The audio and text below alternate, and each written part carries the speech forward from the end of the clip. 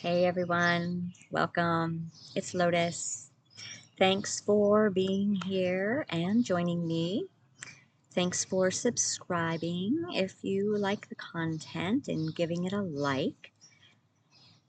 I'm not sure the direction exactly of this video, but I do know that I want to talk a little bit more about divine union, sacred relationship, and the higher frequencies of our maturation process. So, one of the ways in which ascension or our awakening process develops us is as we go through the many phases and stages, as we go through the layers and levels of coming home to ourselves, right? Returning our soul presence more fully into the body, which also means bringing our energy into the body, our consciousness into the body, right? Becoming more embodied and living from that place and not being swayed so easily by the distractions within the material plane. And the more that this process takes place, we begin to know ourselves more deeply in connection with Divine Source, the universe, God, your relationship and how you refer to that is part of your own personal journey. And the more that we come into a deeper relationship with that which is bigger than us, and yet we aren't separate from, that which feeds the consciousness of life and love and light, we change, right? We as a human being begin to change from the egoic construct, the egocentric way of experiencing ourselves and life and others, into an expanded perspective or perspectives, and recognizing the unification of all that is. So I talked a little bit about that in the divine union from macro and micro. Really, divine union at its ultimate level is about unifying with all that is. However, for us, we have relationships because we are relational beings. We thrive most of the time, most of us, to our perfect degrees. We thrive and flourish within intimate relationship. The thing is that most of us are unschooled and really not adept at deeper levels of intimacy. And that begins first with ourself. But this whole process that we're in of evolution, our spiritual evolution, is teaching us, ideally, as we go through our phases and stages, as we learn to love ourselves more fully, we actually become more intimate. Whenever we're doing shadow work, we are becoming more intimate with ourselves. We are into me seeing. And that intimacy, that vulnerability with self, that embracing our fragility, meaning our tenderness, our openness, the power of that vulnerability, begins to form a rebirthing of our humanness. this rebirthing of our humanness, these new qualities that begin to emerge through this deeper connection of self-love, through honoring our soul presence, through valuing ourselves as a sacred body, right? That we honor the vehicle and vessel that carries our soul and our spirit with love and attentiveness and healthy choices, and we take in healthy things, food, anything we consume, we grow into wanting more higher vibrations of what we're consuming, right? So we stop consuming things of death and violence and pain and suffering, meaning through music, through entertainment, through you know the myriad of ways that technology can sort of introduce and lure us um, through denser experiences. So we start leaving behind the mundane, and then we start honoring the sacredness that we are. And when we do that, we start maturing. And that maturation process can take form in a myriad of different ways. But part and parcel, we start to become more honest. We start to become more, sorry, my glasses. We start to become more forthright. We begin to honor ourselves. That means we begin to honor others. We can do this through communication. We can do this through how we show up, how we treat others. Our respect for self equals respect for others. And as we move through the phases and stages, then eventually we start to access qualities of expression beyond our human conditioning. And those qualities of expression become more like reverence, right? We start, and honor can also be a part of that, devotion, and even higher levels of integrity.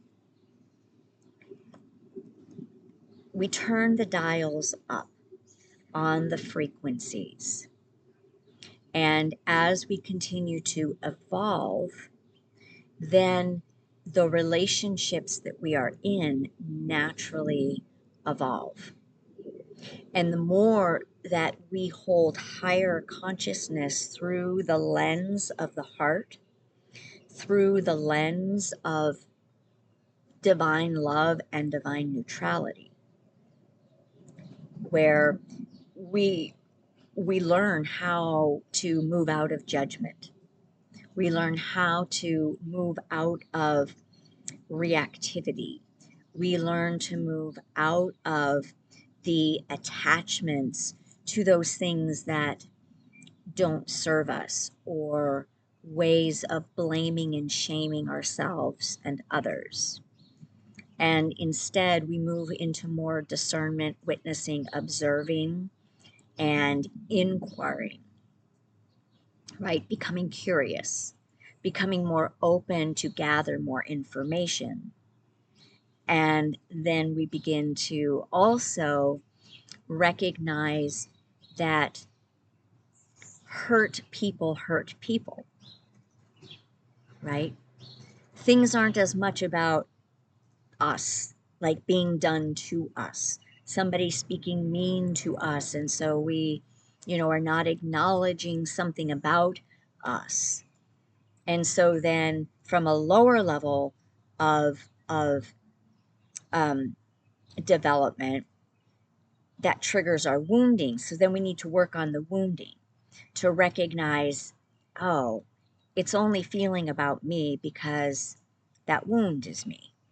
It was never about me.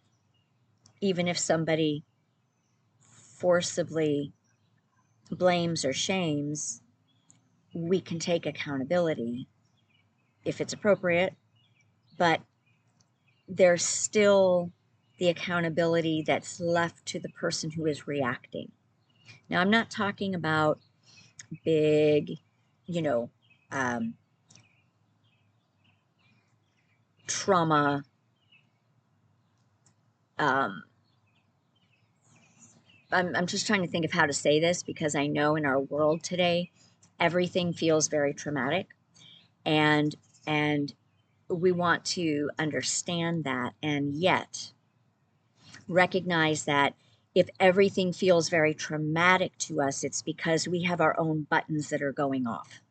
So we are reacting and feeling traumatized by things that are, the person next to us might not even realize, because they don't have those wounds that match that, right? So we want to be aware that we're always moving through these phases and stages of development. But when we start getting into these higher perceptions and perspectives, when we're in the ego view, we begin to not take everything as personal, and recognizing that our reality is up to us. And if I feel like, you know, if I'm ashamed of something about myself, then that's mine to work with. Nobody else can fix that for me. And I'm talking about this in this way because happens in the different phases and stages of romantic relationships a lot. And where we're going in sacred partnership, and way up here, way out there in divine union, is that these are the stepping stones towards divine union. Our own inner healing is the first and foremost that happens, and that is through conscious, our own conscious work. So, I've talked about that before. I wanted just to, sometimes I feel like some of this needs to be stated again or recapped, because we are all in very different stages of all of this. But where I really want to go is that when we're looking at coming into higher love relationships, whether that's sacred partnership or elevating into divine union, require a deeper connection with our own soul self. Now, I don't want to say, you have to be spiritually, on your spiritual path. For most of us at this time, that's going to be true. But everybody's spiritual path looks different. The key is, am I evolving and growing? Am I healing? Am I connecting more deeply with myself? And am I able to know that I am not alone in the universe, that there is assistance, that there is something bigger than me? Maybe I feel that when I'm out in nature. Maybe when the wind moves through the leaves of the tree, I know that a divine essence is present with me, right? So it's very personal. That being said, I am going to form it in the context of spirit, divine source, God, the universe, those ways. But everybody can feel into that for yourself, because it's a personal relationship. The more that spiritual, personal relationship grows, that force begins to teach us about divinity. And when we want to come into a partnership, a sacred union with another, the rules of the game are very different than when we're in karmic relationships and even conscious relationships to some degree. And part of the rules of the game is that there's less and less rules, and there's more and more love. And the love moves from personal love into impersonal love and back into personal love and then impersonal love. So I'm a big fan of music, and I have recommended my playlist on Spotify before, and it's like, 70s, primarily 70s, a little bit of 80s singer songwriter music, and you can look it up. It's under my name, Lotus Lindley, and it's Signature for Union. So what I love about the music that was written, particularly in the 70s, when we were at the beginning of our ascension, the seeds for where we are now were planted and some sprouted. And then many other things happened that sort of shut it down because it wasn't time, we weren't ready, there wasn't enough light coming through, you know, from the galaxy, from the planets, from our own being, from the earth that there is now. But one of the things that really strikes me is how open and loving the music is, how vulnerable the lyrics are. And most of these songs are male artists because there weren't as many, female artists at that time that were really, holding their own, which I think is even really more beautiful. Not that there weren't, but the fact that these sentiments were coming from the masculine. And there are so many songs that really hold this vibration of unconditional love, of yes, there might be heartbreak. If you leave me, my heart will be broken, and I want you to be happy. I want to be happy. So there's this openness and giving and holding space for very different paradigms that aren't rooted as much in fear and anger and blame and shame.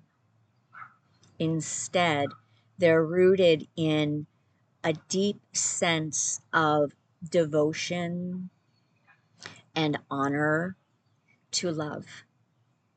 And granted, I understand these are songs, but they're coming from a consciousness that is expressing masculine, right? A masculine ability to be connected to their deep level of romance and love and affection and tenderness and vulnerability and intimacy.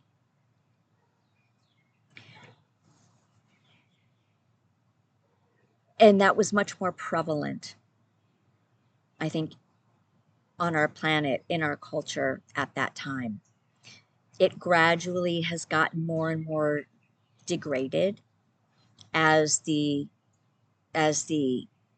dance between, the sexes, the masculine and feminine, has grown into more polarities, and the more that woundings and traumas have grown, probably just based on our evolution, and our own darkness needs to come up to the surface, and and hearts close down of both masculine and feminine. Relationships, I think, have suffered a lot, and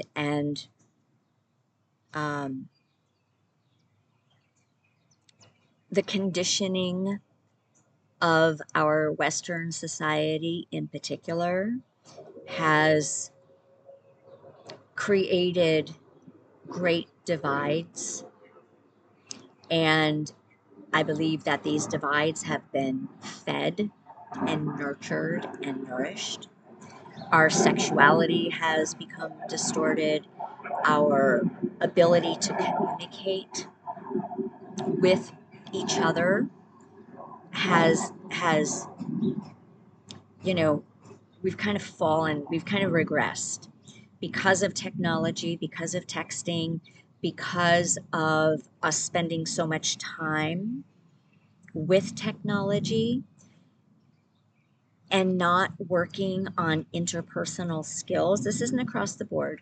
There are ways that technology supports this, but when we look around at the mass and mainstream,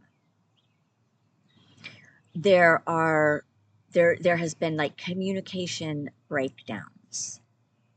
The language in which, I think we speak to one another, whether that be even in, I mean, I don't know whether this is accurate because I don't have children, but I'm always amazed when I watch more current movies that have teenagers in them. The the fascination, I mean, my fascination is how much, at least in the movies, and I don't know whether this is real or not. You guys can be the judge of that if you're parents or if you're, younger and this is how you've communicated. There's just a lot of swearing at each other, right? I mean, I swore a lot when I was a teenager, but I didn't say those things to my parents, and they didn't say those things to me. Now, I know some households, the parents may have treated their children like that, but as a whole, my generation, that wasn't really what happened. And and and then in romantic relationships, there's been this decline. So I segued there because that's like becoming passe. That is not working anymore. When we choose to get on the spiritual path, the awakening path, the ascension trajectory, we recognize that these ways of being with others is also how we treat ourselves, and and that it stops feeling good. It stops making sense.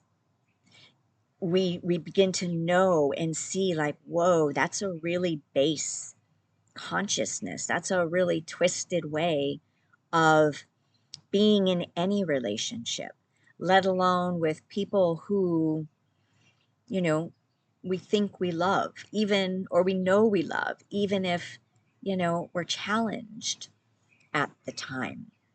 Um, I think that there's been a great rift with the intense pornography addictions. And in my opinion, that is not a mistake. I think that that's been like any drug. It is, from some points of view, a very calculated way to keep people ensnared and entrapped in a lot of lower density that that doesn't really feel good, and that is creating debilitation on different levels with people. So as we begin to move forward, the new qualities coming in are requiring much more of us. They are requiring us to step in and step up, to mature, to Sandra Walters says to glow up. So not just to grow up and become spiritually, mentally, emotionally, intellectually more mature, raise our IQs, right? Our intelligence quotient on all of these layers and levels. And we're seeing it for sure. The feminine, I think, because the feminine is sort of leading the way, I think the masculine is still struggling. And there are other things that I could say about that, but I'm not going to say it right now. It could be a whole other video. But I guess what I want to say is that, you know, this evolutionary process of sacred union, divine union, sacred partnership, these are spiritual relationships. They aren't just built out of attraction, need, wounding. They are already on a trajectory of being high degrees of being healed. Okay, high degrees of being healed, which tells us that we're not forever healing. We are becoming healed, whole beings because we're doing the work, because we're stepping in, because we're choosing to come into our own true, like nature, who we truly are. Humans are not these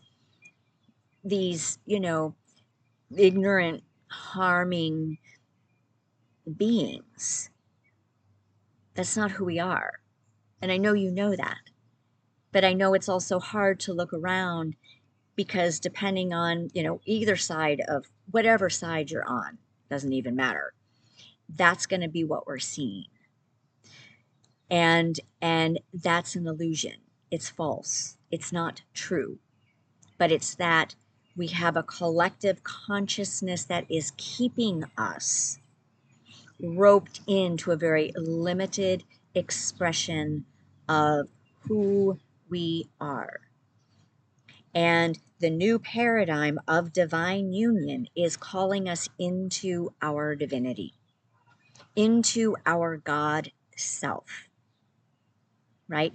Our God self doesn't walk around saying, F this and F that and F you.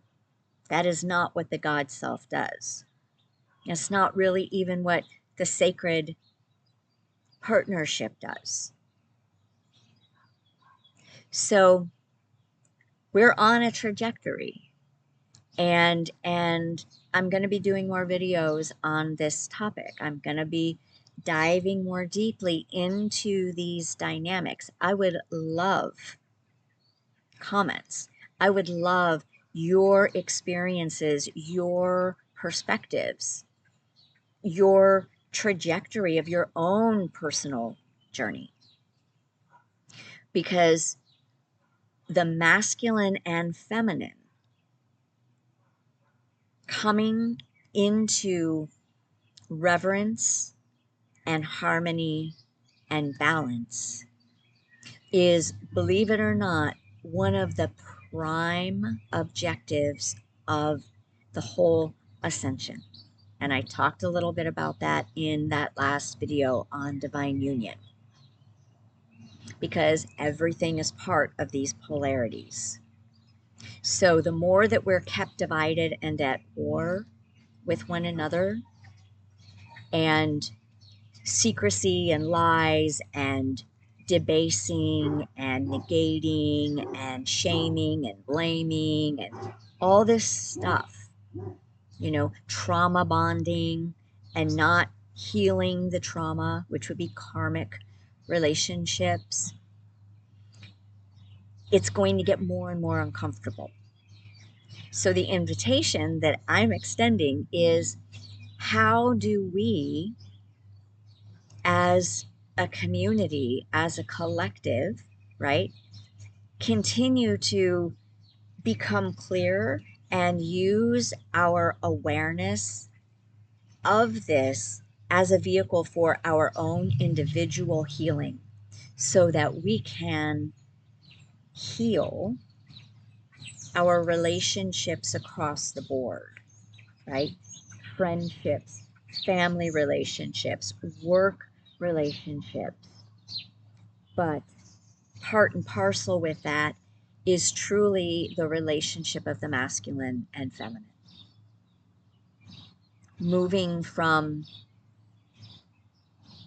what we've known into something very different that is beautiful and loving and devotional and holy, because we're whole and we are connected with the divine, and the divine is there to help us be uplifted into more innocent, pure states of who we are. So I'm going to stop there, and that's it. Yep.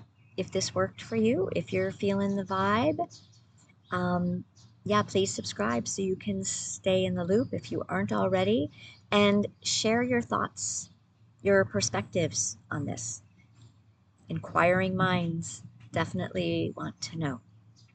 All right. Many blessings. Much love.